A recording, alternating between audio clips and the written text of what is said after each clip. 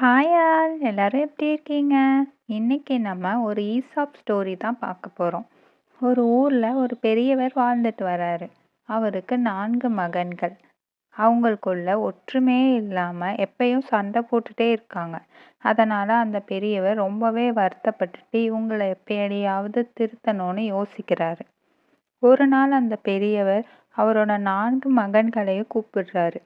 அவருக்கு பக்கத்தில் இருந்த கட்டப்பட்டிருந்த விறகு கட்டைகளை காமிச்சு அதை அப்படியே ஒருத்தராக உடைச்சு கட்ட சொல்கிறாரு.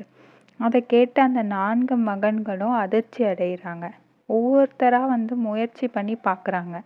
யாராலையும் அந்த கட்டைகளை முடிக்கவே முடியல. அதனால் 4வரும் தோல்வியை ஒத்துக்கிறாங்க.